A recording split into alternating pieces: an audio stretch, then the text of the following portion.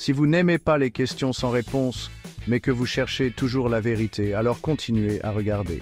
Dans ce voyage fascinant, nous allons explorer pourquoi certains des esprits les plus brillants de notre époque trouvent des réponses dans l'islam. De nombreux scientifiques se lancent dans une quête pour comprendre les mystères de l'existence et de l'univers. Ils passent des années à étudier les lois de la nature, à observer les étoiles et à analyser les données. Leur curiosité insatiable les pousse à chercher des réponses aux questions les plus profondes de la vie. L'islam offre des réponses philosophiques et théologiques aux questions profondes sur la vie, la création et la moralité. Les enseignements du Coran et les hadiths du prophète Mohammed, paix et bénédiction sur lui, fournissent un cadre pour comprendre notre place dans l'univers et notre relation avec le Créateur. Prenons l'exemple du docteur Jeffrey Long, un physicien théoricien américain qui a trouvé des réponses cohérentes à ces questions existentielles dans le Coran.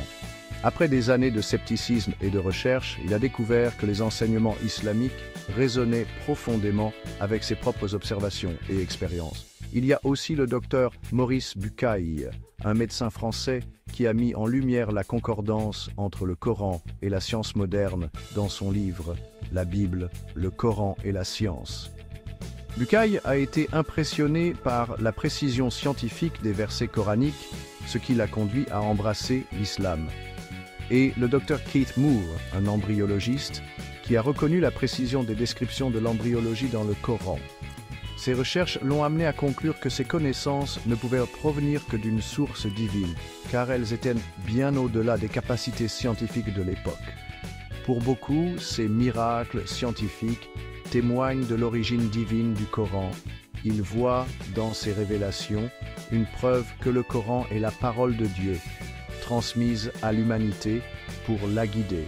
L'islam encourage la réflexion et l'étude de la nature, ce qui attire des intellectuels comme le docteur Abdus Salam, lauréat du prix Nobel, qui considérait la science et la foi comme complémentaires. Salam croyait fermement que la recherche scientifique pouvait renforcer la foi et vice-versa. L'accent mis sur la justice, la compassion et l'humilité en islam résonne profondément chez ceux qui recherchent un cadre moral solide, comme l'adresse Ingrid Mattson.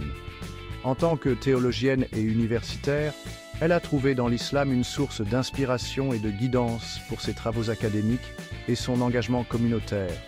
Et pour certains, des expériences personnelles ou spirituelles les conduisent à l'islam, comme le docteur Muhammad Iqbal, qui est passé de l'athéisme à l'islam après une expérience mystique.